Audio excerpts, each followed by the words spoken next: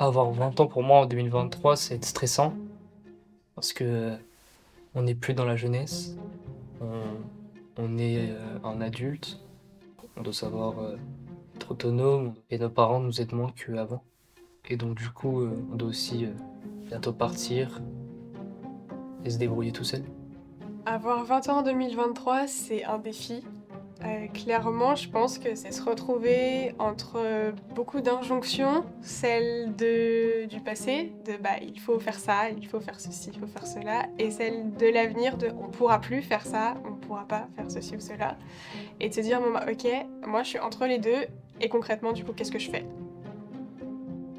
Ça a été un peu chaotique, en plus de problèmes que j'ai eus au lycée avec certaines personnes. J'ai abandonné le lycée en terminale. En cours, je suis pas allé aux épreuves du bac. Donc voilà, le lycée s'est très mal passé.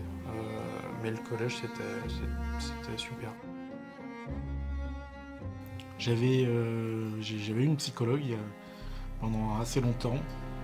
J'avais l'impression d'être coincé à jamais, sans jamais avoir de codes sociaux, sans jamais pouvoir évoluer. Et finalement, ça va de mieux en mieux chaque année qui passe. Donc on a l'impression de beaucoup travailler et que ça donne rien du tout, ça casse.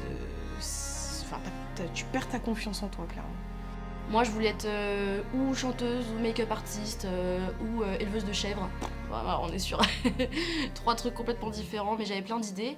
Et par rapport à mes notes à l'école, on m'a dit ah bah toi tu seras esthéticienne, donc on va t'emmener en, je sais plus comment ça s'appelle, en bac pro esthétique. Je sais plus. CAP esthétique, c'est ça. L'un des trucs les plus importants, c'est l'accès à l'emploi, qui est vraiment très difficile pour les jeunes de nos jours. Sans expérience, on a du mal à être pris. Et même avec expérience, on sent du mépris de la part des patrons, de la part des collègues.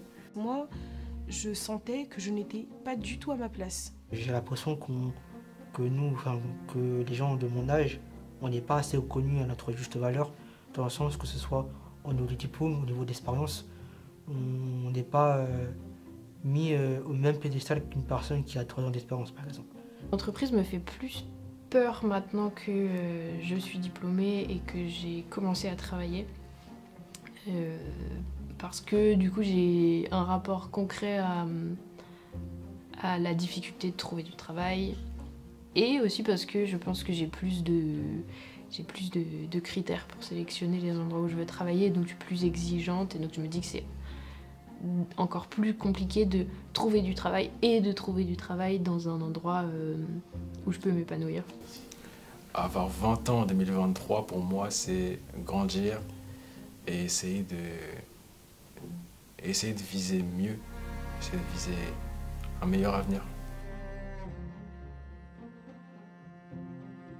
Quand on se travaille jeune, je trouve ça un peu stigmatisé, car les jeunes à l'heure actuelle ne sont pas forcément employables directement quand ils viennent s'inscrire à la mission locale. Il y a des freins à lever notamment, ou des choses à travailler, et le travail n'est pas forcément le premier chemin qu'on prend.